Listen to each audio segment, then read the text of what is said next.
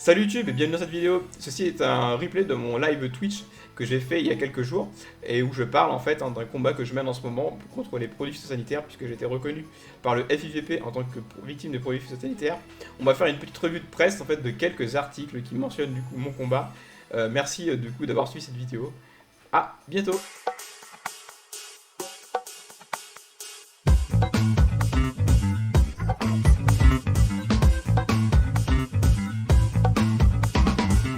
En vrai, vous savez quoi, je le mets tout en haut. Allez. En vrai, allez.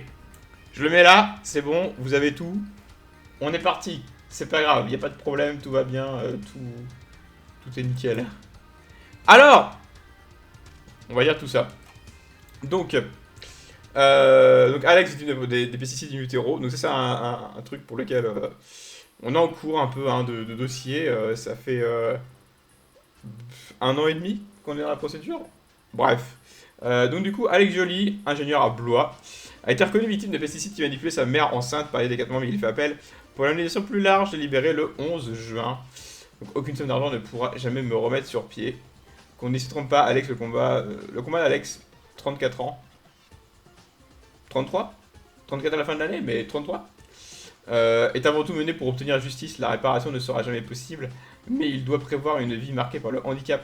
Atteint de paralysie paralysant ses 4 membres, Alex n'a jamais marché et il est dépendant pour se lever, pour se coucher, pour s'habiller toute sa vie. Les frais d'aide seront très lourds. Ce qui ne l'a pas empêché de suivre des études, de devenir ingénieur en informatique, fonction qu'il s'occupe depuis plusieurs années à temps plein chez Worldline à Blois.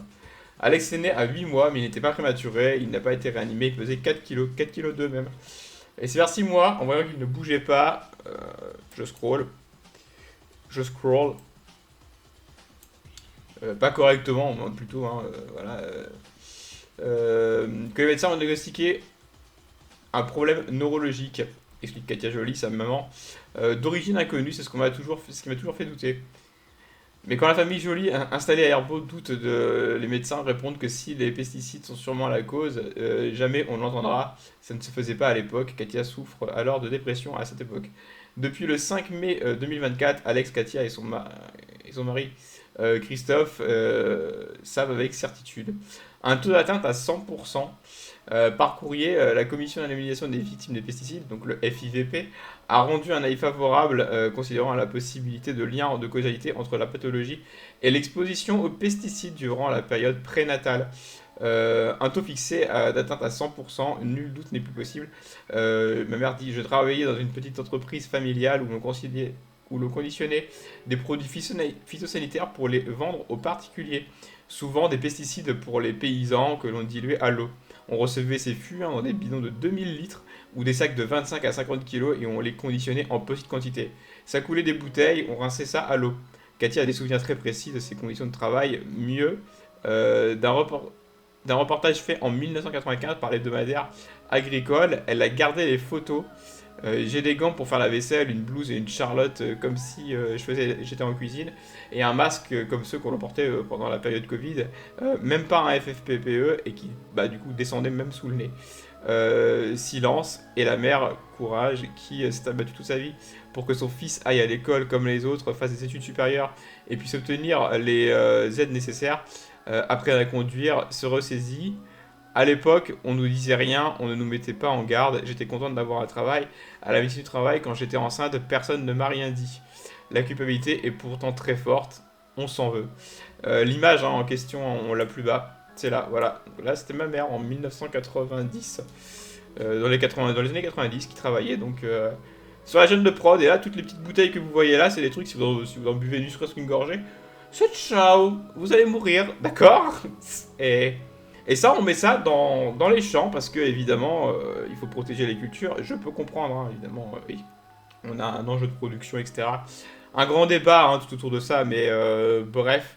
De toute façon, ce qu'il faut se douter, c'est que si on met des produits qui sont là pour faire crever les insectes qui viennent sur les plantations, donc des produits qui sont là pour faire crever les êtres vivants, effectivement, quand un être vivant les manipule, bon, c'est pas terrible, quoi. Donc voilà, alors ensuite, on continue. Même si pour Alex, il n'y a qu'un seul responsable, la négligence de l'entreprise est évidente. Est-ce que ça a été fait sciemment? Ce qui m'importe, c'est que cela fasse du bruit. C'est une question de justice et il faut faire changer les choses. À la connaissance des Jolie, Alex est le deuxième enfant contaminé in utero à avoir été reconnu à 100%. Après, la petite Amy, décédée d'une leucémie en Loire-Atlantique et dont la maman était fleuriste. Oui, l'affaire Marivin, qui a fait quand même pas mal de bruit aussi récemment, portée aussi par fils de victime et qui ont eux aussi passé en appel parce qu'ils considèrent que oh bah elle est morte, donc c'est bon, c'est ok, on la reconnaît victime, mais pas besoin d'indemniser les gens, elle est décédée, elle est dead, plus de préjudice, non? Donc bon, bref, voilà. Et eux, ils vont en cassation, hein. Comme mis, le dossier d'Alex a été porté par l'association Fit aux victimes et de la même manière, Alex n'a pas accepté l'offre d'indemnisation proposée par le Fonds d'indemnisation des victimes de pesticides le 19 mars dernier. Il faisait appel de cette décision auprès du pôle social de la Cour d'appel de Rennes. On va voir un détail de pourquoi, hein, notamment, on fait appel. Donc, faire reconnaître mes parents victimes. Nos avocats ont conseillé d'aller en appel, explique Alex, notamment parce que mes parents n'ont pas été reconnus victimes. Pour cela, il faudrait que ma pathologie entre dans une liste fixée par le fonds d'indemnisation. Il y a pourtant dedans troubles du neurodéveloppement, les TDN, dans la liste, mais ils ont décidé que je n'y entrais pas, effectivement, également, hein, pour que la préparation soit totale et non forfaitaire, comme pour c'est le cas actuellement pour les enfants victimes in utero. On veut faire changer la loi, car d'autres cas vont se présenter. La décision a été mise en délibéré au 11 juin 2025. Oui, parce qu'il faut savoir que, en gros, pour que mes parents soient aussi reconnus victimes dans le lot, parce que bon, quand même, ils ont été victimes hein, de ça, hein, ils se sont occupés d'un enfant handicapé quand même toute leur vie. Donc je considère quand même que c'est un peu aussi voilà, des victimes collatérales, mais pour que voilà, elles puissent être donc reconnues, il faut que ma pathologie, hein, qui elle est donc bien reconnue coupable par les pesticides, soit dans une liste. Donc généralement c'est tout ce qui est leucémie hein, qui sont mis dans cette liste. Mais on a effectivement les troubles du neurodéveloppement. Et factuellement la paralysie cérébrale est un trouble du neurodéveloppement. Hein. C'est une atteinte neurologique voilà, qui m'a empêché de développer la faculté motrice correctement. Donc littéralement, hein, factuellement, médicalement parlant, la paralysie cérébrale est une atteinte de trouble du est donc un trouble du neurodéveloppement. Mais l'OMS a fait une sous-classification en disant que oui, la paralysie cérébrale, c'est un trouble du neurodéveloppement, mais c'est quand même une catégorie un petit peu spéciale. Donc on a une catégorie spécifique, du coup, paralysie cérébrale. Et même si elle est donc affiliée au trouble du neurodéveloppement, elle est dans sa propre catégorie. Et donc, du coup, bah, voilà, le FIVP a dit oui, mais comme c'est dans sa propre catégorie, et bah du coup, bah, ça compte pas. Donc voilà, mes avocats ont essayé donc de défendre avec des papiers hein, scientifiques hein, reconnus, hein, donc des vraies publications officielles. Donc voilà, c'est un peu jouer sur les mots et on verra ce que ça va donner. En sachant que de toute façon, le premier verdict, hein, lui, est au minimum garanti. Donc voilà, mais le but, c'est effectivement quand même d'aller un peu plus loin pour quand même bah, faire reconnaître un petit peu les préjudices, quoi. C'est la justice, quoi. C'est juste ça, quoi.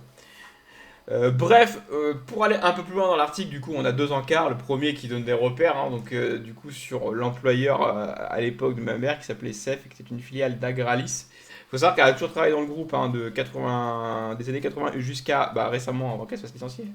Elle était dans le même groupe. Donc on va voir ça dans cet encart. De 83 à 89, Katia faisait donc des saisons pour la société CEF avant de s'y faire embaucher en 89. Elle est enceinte en 1991, une petite entreprise avec une quinzaine de salariés mais beaucoup de saisonniers. Son activité est le conditionnement de produits de protection des plantes, engrais et produits phytosanitaires. Elle devient filiale de l'ancienne coopérative agricole Agralis qui la vendra au tournant des années 2000.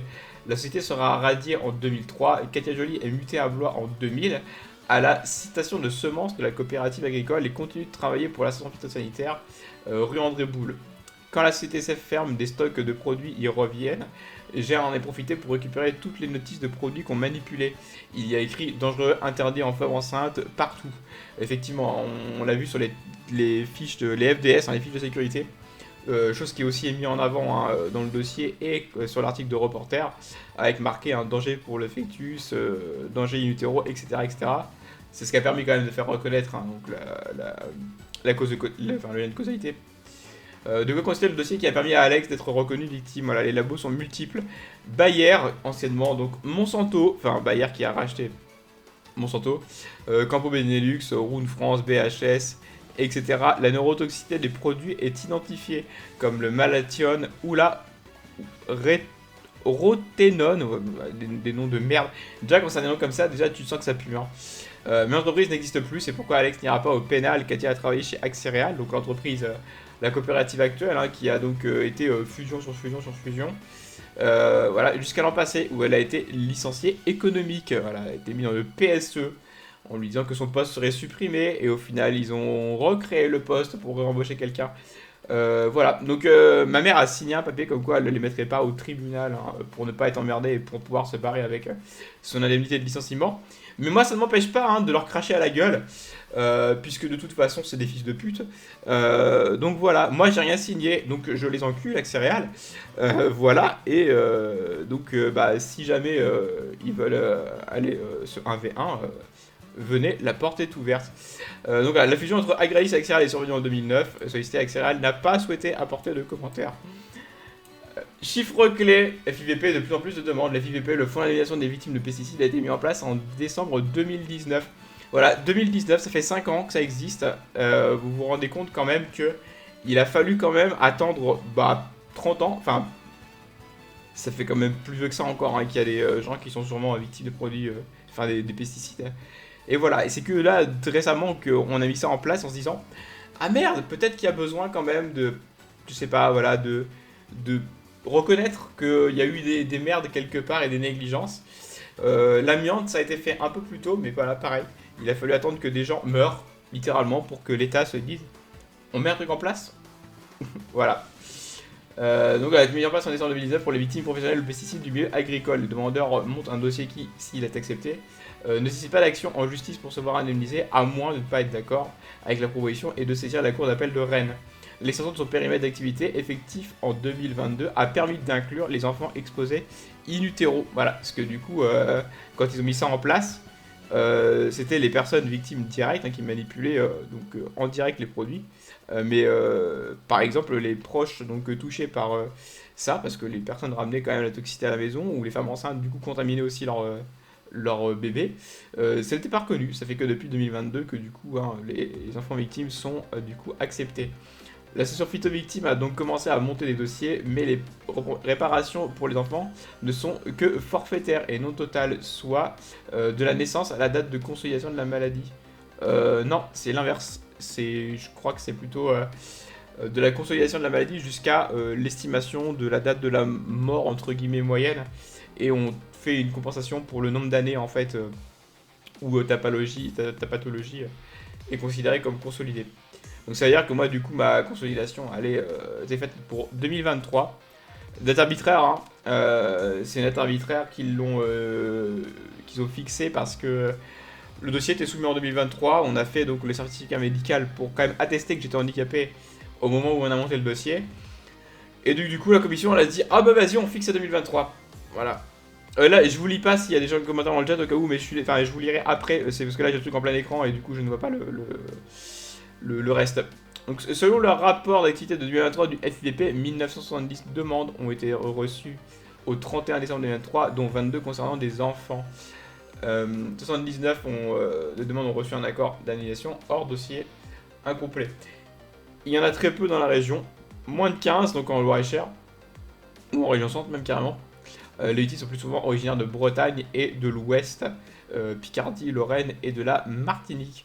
Et oui, Martinique, évidemment, on en parle en ce moment beaucoup hein, avec le chlordécone, hein, dans les bananeraies où on a évidemment intoxiqué et tué des personnes en masse parce qu'on considère que c'est pas grave.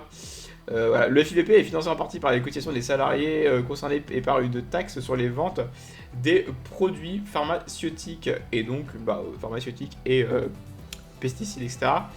Elle était de 18 156 000 en 2023. Tranquille. Une cagnotte pour la famille d'Amy qui se pourvoit en cassation à ses frais existe aussi sur Hello Asso et aussi portée donc par Phyto-Victime. Hein. Parce que du coup, voilà, les parents de la petite Amy, eux, ils ont été... on leur a aussi chié dessus en appel. Ils vont donc en cassation, mais ça leur coûte 15 000 balles. Et donc du coup, bah, Phyto Victime a monté une cagnotte pour les aider à payer les frais de justice. Et donc voilà, Légende et Katia Joly conditionnaient les pesticides dans les années 90 sur la société SCF, filiale d'Agralis. Agralis, coopérative agricole devenue Accès Réal. Photo de ma maman. Et là, c'est photo de Alex et de sa maman aussi. Et voilà pour l'article. Chipviewer va te faire enculer. Hop là, ban. Ban.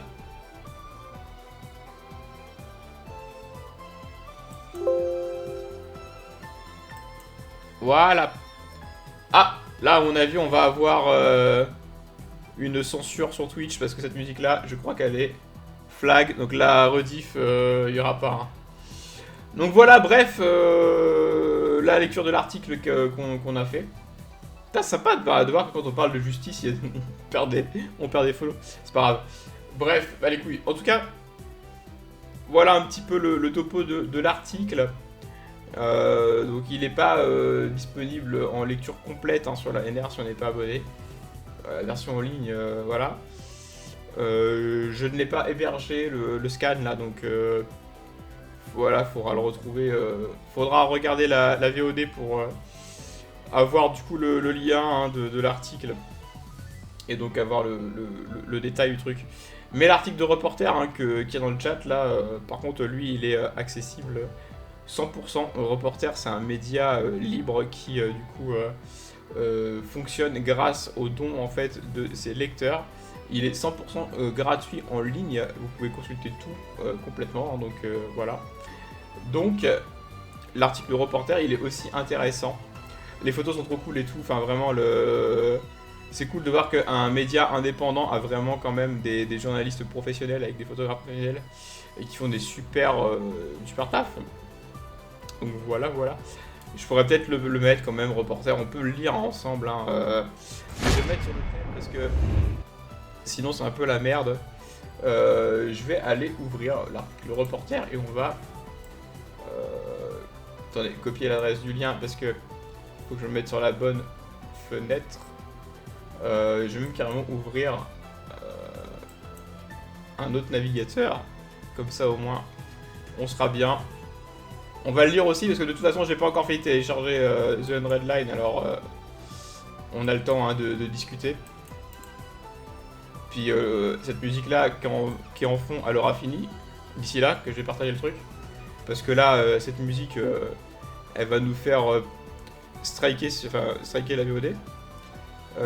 Hop là, je prends partage de fenêtre, capture de fenêtre, bim bam boum, je l'ouvre, hop, option, paf, voilà. Allez, on va se lire celui-là aussi, hein, tant qu'on y est. Donc là, il y a 2 semaines cet article-là, que j'avais déjà lu. Paralysé à vie à cause des pesticides, Alex Joly réclame justice. Né avec un handicap qui paralyse ses 4 membres, Alex Joly a été reconnu victime de pesticides manipulés par sa mère pendant sa grossesse. Avec ses parents, il se bat pour une indemnisation à la hauteur des préjudices. Il faut qu'on arrête de faire du business avec la vie des gens, lâche Alex dégoûté en tirant sur la poteuse. À 34 ans, il sait de quoi il parle. Cheveux noués en catogan, boucle d'oreille à gauche et sweat à capuche. Alex Joly a tout d'un jeune trentenaire comme les autres, sauf qu'il est en fauteuil roulant depuis son enfance. Il souffre de tétraparésie, un handicap moteur d'origine neurologique qui paralyse ses 4 membres. Sa pathologie a été reconnue en avril 2024 par le Fonds d'indemnisation des victimes des pesticides, le FIVP, comme la conséquence d'une exposition à de fortes doses de pesticides in utero. On nous disait qu'il n'y avait pas de risque lorsqu'elle était enceinte de lui. Sa mère, Katia Joly, était conditionneuse dans une usine d'empaquetage d'engrais, des produits phytosanitaires et de détergents dans le Loir-et-Cher. Il y avait écrit noir sur blanc, produits dangereux pour le fœtus, sur les étiquettes avec des têtes de mort grosses comme ça, rapporte l'ancienne ouvrière. On nous disait qu'il n'y avait pas de risque, qu'il fallait continuer de travailler. Tous les jours, elle versait des litres de ces produits chimiques dans des flacons et répartissait des pesticides en poudre dans des sacs. On n'avait que des masques chirurgicaux et des gants pour faire la vaisselle qui devaient durer une semaine. Aucune combinaison intégrale. Parfois, je rentrais avec les vêtements recouverts de poudre de pesticides. Alors, je les laissais dehors pour ne pas salir. En 1991, 2 femmes enceintes travaillent dans cette entreprise. L'une d'elles, Katia Joly, a accouché d'un enfant avec un handicap moteur. L'autre enfant est né avec une grave déficience cognitive, donc aussi un handicap neurologique. Hein. Je tiens à le rappeler quand même que c'est 2 handicaps neurologiques. Histoire de dire que coïncidence, peut-être pas. Après l'affaire de la petite Amy Merivin, cette fille de fleuriste morte à cause des pesticides qu'avait manipulé sa mère pendant sa grossesse, Alex Joly est le second cas d'enfant victime de pesticides reconnu par le FIVP avec une atteinte estimée à 100%, mais la famille Joly conteste le montant de l'indemnisation proposée par le fonds qu'elle ne souhaite pas rendre public. Elle souhaite que les parents soient également indemnisés et que les sommes versées à Alex soient revues à la hausse. Soutenu par l'association Phyto Victime, il a donc été décidé de faire appel de la décision lors d'une audience qui a eu lieu le 19 à Rennes. On ne fait pas ça pour l'argent, soupire Katia, de toute façon quelle somme pourrait racheter la souffrance de notre fils et celle d'avoir un enfant handicapé à vie. On fait ça pour les autres familles victimes de pesticides puissent être correctement aussi indemnisées. Noyé au milieu d'autres dossiers, l'audience n'a duré qu'un petit quart d'heure entre les 4 murs resserrés de la cour d'appel de Rennes du pôle social. Comme lors de l'affaire des Merivin, l'avocate du FIVP s'est montrée intraitable. On applique strictement les textes, donc les époux Joly ne sont pas éligibles à la rente, a-t-elle plaidé d'un ton monocorde, arguant que de la pathologie d'Alex ne rentrait pas dans la liste des maladies pouvant déclencher une indemnisation des parents. L'affaire a été mise en délibéré au 11 juin. Une injustice notoire que nous sommes obligés de régler devant les tribunaux. Katia Joly ne cache pas sa frustration. Je lui aurais volé dans les plumes, moi, l'avocate de la défense. C'est dur d'entendre ça. Qu'est-ce qu'ils ne savent que de ce qu'on a vécu, nous, demande cette mère qui n'a pas eu d'autre enfant. Son avocat, François Laforgue, spécialisé depuis 10 ans dans la défense des victimes de pesticides, souligne l'absurdité de la situation. Ces fonds d'indemnisation des victimes de pesticides est censé être au service des victimes, mais il ne remplit pas sa mission. Il sous-indemnise ou n'indemnise qu'une partie des familles. Cela crée une injustice notoire que nous sommes obligés de régler devant les tribunaux. C'est lacune pour certaines familles, comme les Vérivins, à aller jusqu'à se pouvoir en cassation pour pouvoir tenter d'obtenir de la justice. Hop, je scroll. Petite photo là. Quand Alex est né en 1991, tout semblait à peu près normal. J'ai eu un accouchement difficile, à seulement 8 mois de grossesse, mais Alex n'était pas prématuré. C'était déjà un beau bébé de 4 kg, 4 kg 2. Donc je ne me suis pas inquiété, raconterait Katia Joly. C'est à 6 mois que les problèmes ont commencé. Alex n'était pas d'attraper les objets, il peinait à bouger ou à se tenir assis. Alors on nous a envoyé voir un pédiatre, c'est là qu'on nous a dit votre fils a un problème neurologique. Dès le départ, Katia a suspecté le rôle des produits qu'elle manipulait, mais on me disait que c'était moi le problème, que c'est dans ma tête. J'ai fait une grave dépression à ce moment-là, rapporte-t-elle, en baissant les yeux, se plongeant dans la contemplation des bulles de son verre de soda. Les médecins m'ont dit que ça ne me servait à rien d'attaquer l'entreprise, parce que ce serait David contre Goliath. Véridique. Véridique que tu attaques une entreprise qui a des tonnes d'avocats, enfin des moyens de se défendre. Tu es tout seul comme un con et tu n'as absolument aucun moyen, on t'envoie chier de fou. Un rapport établi 30 ans après, Katia a seulement gagné toutes les fiches de sécurité des produits. Celle où il y avait écrit cancérigène, reprotoxique, danger pour le fœtus, j'ai bien fait, se félicite-t-elle. Cette exposition à de nombreux pesticides, dont certains ont une neurotoxicité identifiée comme le malathion ou la roténone, putain j'arrive pas à lire celui-là, il a un nom vraiment à chier. Hein.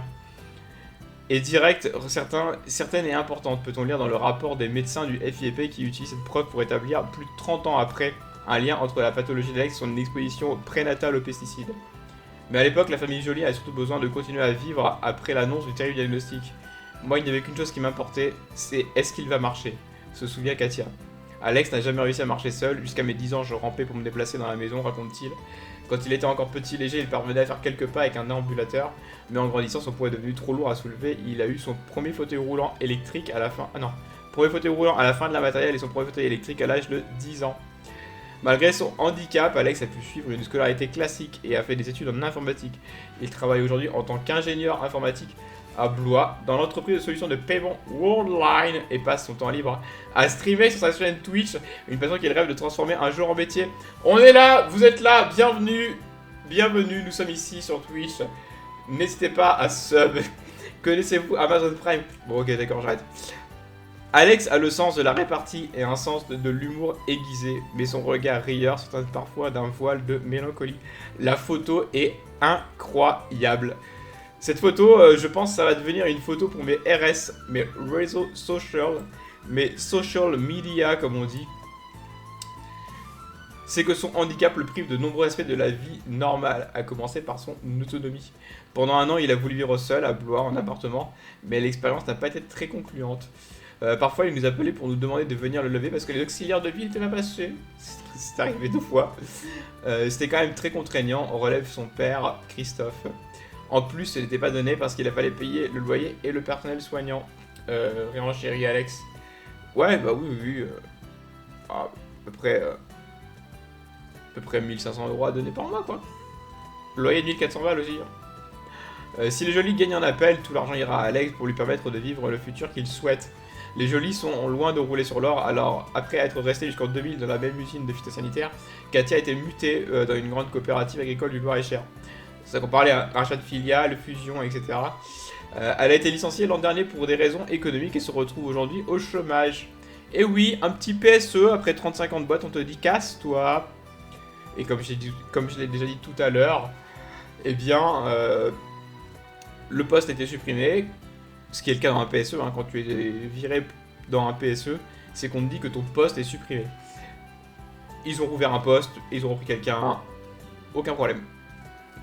Je continue de leur cracher à la gueule, hein, mais il n'y a aucun problème, ils le méritent de toute façon. Hein. Christophe lui travaille dans une filiale du groupe énergétique Engie, on n'est pas des stars non plus Alex, parce que il travaille dans une sous-branche de Engie, hein, c'est Engie Solutions, une branche de dépannage, donc chauffage clim. On n'a aucun avantage Engie. Hein. Les mecs qui bossent chez Engie ou EDF, eux, ils payent leur électricité ou leur gaz à que dalle. Nous, non. Ne marche pas pour nous. Et d'ailleurs, de toute façon, Engie Solutions va être revendu. Et ne s'appellera plus Engie Solutions, hein, puisque du coup, ils cherchent un acheteur et un repreneur, du coup. Hein. Mais voilà, hein, mes parents, ils gagnent le salaire du français moyen après 30 ans de taf. Mais moi, pour le coup, j'ai un meilleur salaire qu'eux, puisque je suis ingénieur et je suis reconnu cadre.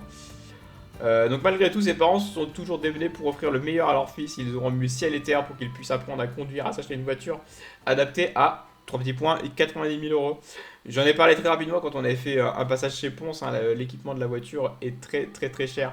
C'est pas parce que je roule en Ferrari hein, qu'elle coûte 90 000 €. Non, je préférerais à la limite. Hein, mais non, je roule en partenaire, un petit partenaire typique qui coûte 15 000 balles neuf. Et donc du coup 70 000 € d'équipement dessus parce que le joystick hein, il coûte lui-même 30 000 balles. Toutes les commandes déportées sont sur mesure. Bref, voilà, il a fallu décaisser la bagnole. Donc c'est-à-dire qu'ils ont découpé le plancher pour refaire le plancher. Ils ont acheté une rampe, un haillon motorisé, voilà, système de fixation automatique. Bon bref, c'est un équipement qui coûte 70 000 balles et voilà pourquoi le prix de la voiture revient à autant à la fin. Bien évidemment, on n'a pas sorti 90 000 de notre poche directement. Une partie a été prise en charge par la GFIP à l'époque, parce que je travaillais. Et donc c'est là qu'on voit quand même que le truc, c'est un petit peu vicieux, hein, le cercle des financements du handicap. La voiture est un élément essentiel qu'on a besoin pour pouvoir aller se déplacer et aller au travail. Sauf que pour pouvoir aller financement de l'AGFIP qui nous permettent hein, donc d'acheter du matériel, il faut déjà travailler. Donc là, quand on a besoin de financer une bagnole, pour qu'on puisse aller travailler, il faut déjà travailler avant d'avoir la voiture. Et j'avais de la chance à l'époque, mes parents, pendant plus d'1 an, m'ont emmené au boulot. C'est mes parents qui me déposaient le matin au taf et qui me récupéraient quand eux, ils sortaient aussi. C'était vraiment pas très flexible, mais on avait réussi à se débrouiller comme ça. Donc voilà, et donc du coup, il y a 30 000 € qui ont été financés hein, 20 000 € je crois, financés par la GFIP. Et on a fait financer une partie aussi par la MDPH. On avait donc ouais, à la fin un tiers de financement public sur le prix de la voiture. Et après on a eu une asso qui nous a aidé à faire un appel aux dons, etc. Il a fallu à la fin que je lâche 35 000 € sur les 90 000 de la voiture. Plus discret que sa mère, son père n'est pas peu fier de montrer les vidéos de leur virée aérienne en paramoteur. Il faut bien continuer à vivre. Ouais, on a fait des... Alors mon père en fait moins maintenant du paramoteur quand même. Voilà. On a revendu le chariot parce qu'on faisait pas assez de vols. Hein. On a revendu notre Phoenix parce qu'on faisait quand même pas souvent hein, des vols en duo. Mais voilà, il avait passé la qualif pour l'emport passager.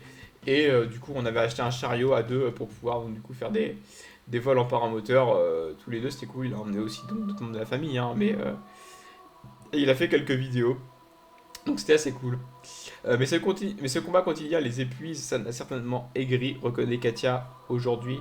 Il est vrai que la justice leur donne raison et que les souffrances soient aussi reconnues. Si elle gagne un appel, tout l'argent ira à Alex pour lui permettre de vivre le futur qu'il souhaite. Voilà, le maximum du futur que je souhaite, hein, parce que moi, le futur que je souhaite, je ne l'aurai jamais, hein.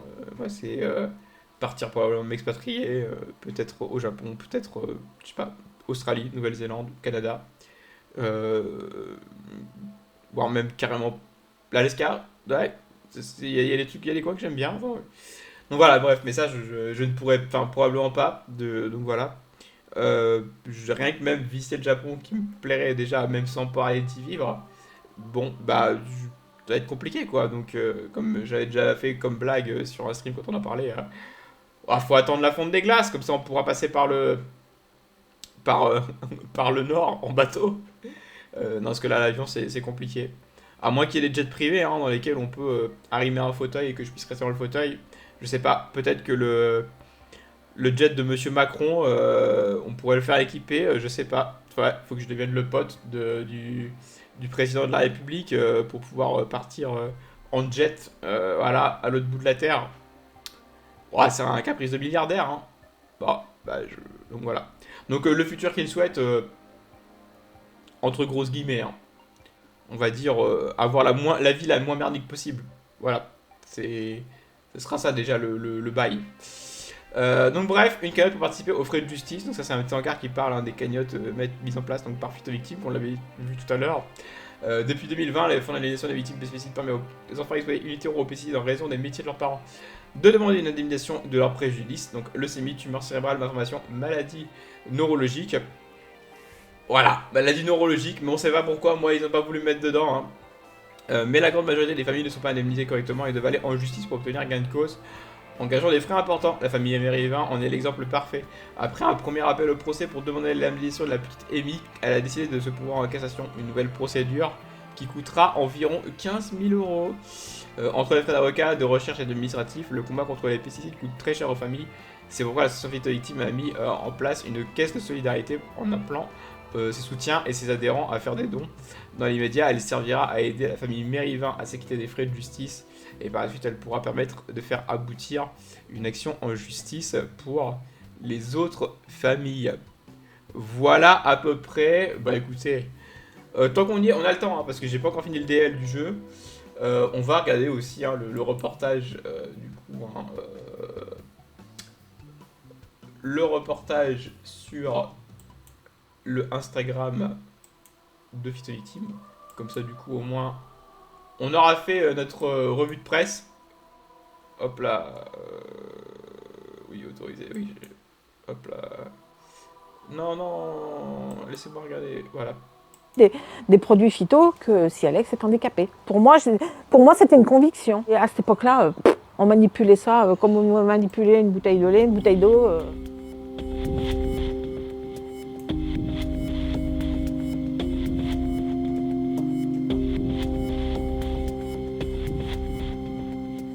Je travaillais dans une filiale d'une coopérative de Loir-et-Cher et on manipulait tout ce qui était produits phytosanitaires pour les particuliers. Donc on les mettait en boîte, on les remplissait des bouteilles et tout ça. Et j'ai toujours eu un doute sur le fait que l'handicap d'Alex venait de cette manipulation pendant ma grossesse, puisqu'on n'avait aucun équipement de protection. C'est moi, donc c'était en 1995. Donc Alex était déjà né. Hein. Ben, on voit bien, hein. Je manipule, je suis en train de mettre en flacon du produit, voilà. Et on voit bien que j'ai des gants pour faire la vaisselle.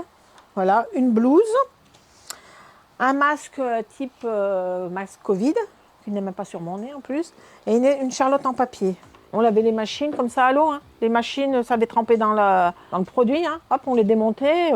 Tac, on foutait ça dans un seau d'eau, on les remontait. Hein. On s'est aperçu qu'Alex avait des soucis. Il avait 6 mois à peu près. Voilà, je suis né avec ce qu'on appelait à l'époque une infirmité motrice cérébrale. Aujourd'hui, c'est plus connu sous le nom de paralysie cérébrale. Donc au quotidien, ça fait que je suis obligé d'être en fauteuil roulant. J'ai besoin d'aide pour beaucoup de choses. Hein. Je ne peux pas du coup attraper des choses qui sont trop hautes ou trop éloignées de moi. Ça veut dire que j'ai aussi besoin d'aide pour tout ce qui va être habillage, déshabillage. J'ai besoin donc d'accompagnement pour toutes les tâches un petit peu complexes. Quand la fameuse filiale a fermé, ils détruisaient toutes les fiches de données de sécurité des produits que j'allais manipuler. Je les ai récupérés. J'ai découvert toutes les phases de risque qu'on ne savait pas. et qu'on ne connaissait pas à cette époque-là, qu'il y avait des problèmes sur la fertilité et problèmes aussi au niveau du développement du fœtus. Le fongicide Ditane, mancozeb à dose élevée a causé des naissances défectueuses dans des tests sur animaux. Ça, nous, on ne me l'a jamais dit. Voilà. On verra ce que les femmes exposées enceintes ne soient pas en contact avec ce produit. Voilà.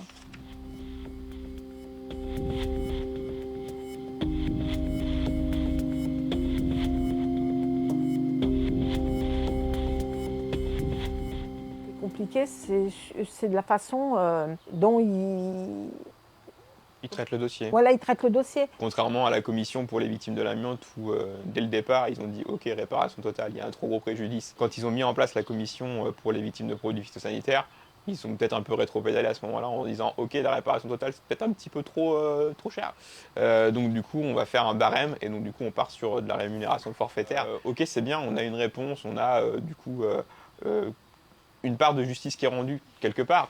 Mais du coup, on ne peut pas aller plus loin et dire regardez tout ce que ça a causé derrière. C'est pas qu'en fait un cas d'indemnisation, c'est faire reconnaître qu'il y a la victime directe, mais il y a aussi un impact sur l'entourage, les familles, les aidants, les amis. Aucune somme d'argent ne pourra me remettre sur pied en fait. C'est pour pouvoir défendre aussi voilà, les jugements futurs qui seront à passer par cette commission-là. On a besoin en fait de montrer que bah, voilà, quand on joue avec ce genre de produits, voilà ce qu'il y a derrière en fait. Et aujourd'hui, il y a, je pense, trop de grosses entreprises qui se permettent un petit peu de juste faire du business en toute impunité sur la vie des gens, quoi. Et voilà. Bon, c'était le moment revue de presse qui est... voilà, on a fait... Hop là, je remets... Ici, paf, paf, paf, je remets un petit peu de zik. Voilà. Donc bon, bah, c'est triste, mais le combat continue. En tout cas, je vois qu'il y a quand même... Je vois en tout cas, dans le compteur de viewers, qu'il y a des gens, donc c'est cool. Merci en tout cas d'être... resté au moins pendant ces quelques minutes et d'avoir suivi un petit peu l'histoire. Les liens sont dans le chat, il y a un lien épinglé sur les articles. J'ai été aussi contacté par Closer. Closer. Voilà, donc il y aura un encart normalement dans un magazine Closer, je ne sais pas quand. Donc la journaliste, entre guillemets, parce que bon, au Closer, je sais pas si c'est vraiment des vrais journalistes. Mais bref, en tout cas, il y aura une nana qui devra m'envoyer un questionnaire avec quelques questions pour me préparer à l'interview. Puis m'interviewer plus tard et il y aura un encart qui sera positionné donc du coup sur une des pages de reportage d'un numéro Closer qui viendra prochainement, peut-être au mois de mai ou peut-être au mois de juin, je ne sais pas.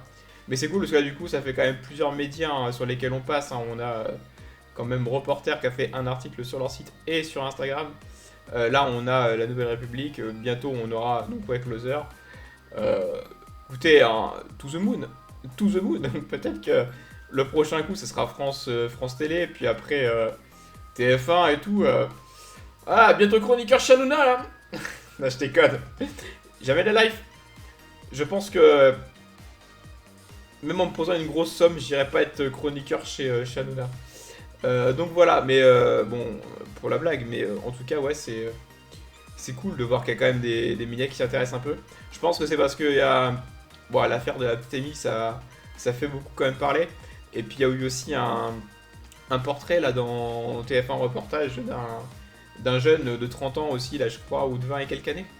Ah non, il est mineur, pardon, puisque du coup, ouais, lui il a été reconnu et il va être indemnisé. Il recevra l'argent à ses 18 ans. 35 000 balles. Voilà.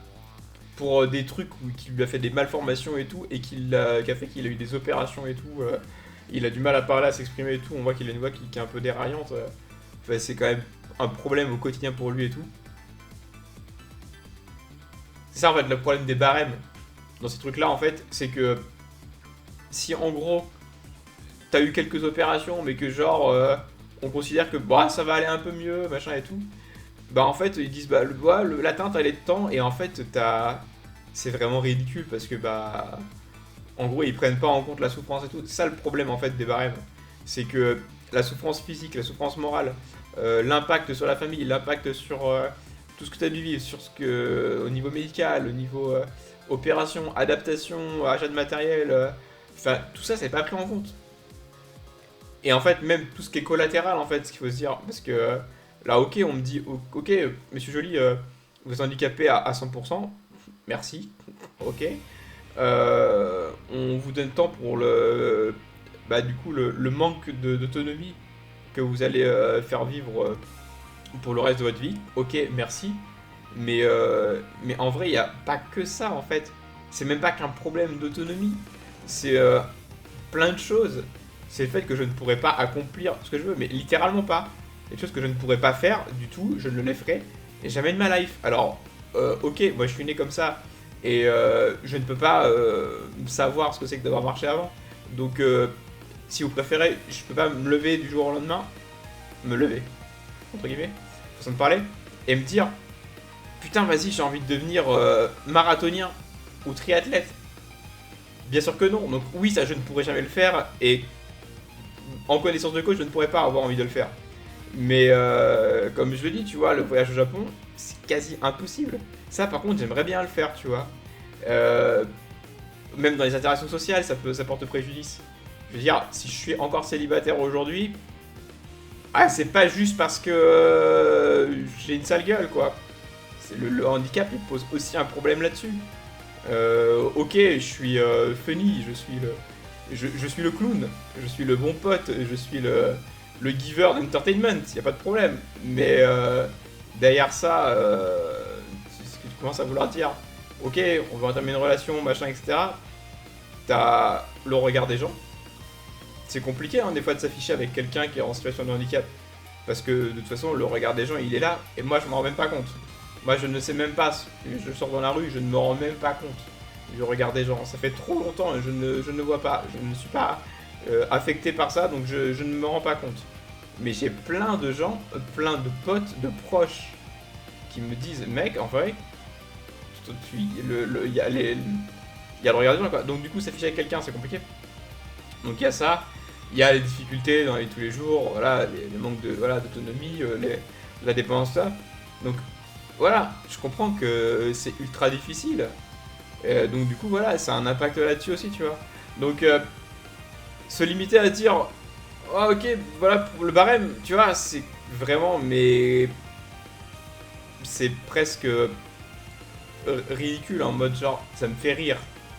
Tu vois, ça me fait marrer parce que nerveusement, hein, je rigole, je ris jaune comme on dit. Mais mais il y a un moment en fait, c'est juste faut doser les gens. Donc voilà, bref. C'était le moment, voilà, de tout ça. Il reste encore 7 minutes et après on va pouvoir jouer. Mais en tout cas, merci à tous ceux qui étaient là pour écouter un petit peu là ce que j'ai montré, ce que j'ai dit, et puis écouter mon petit speech, mon petit ressenti, mais ça fait plaisir d'en parler. Donc voilà, je sais pas si c'est ça. Peut-être que je le mettrai en VOD YouTube, tiens.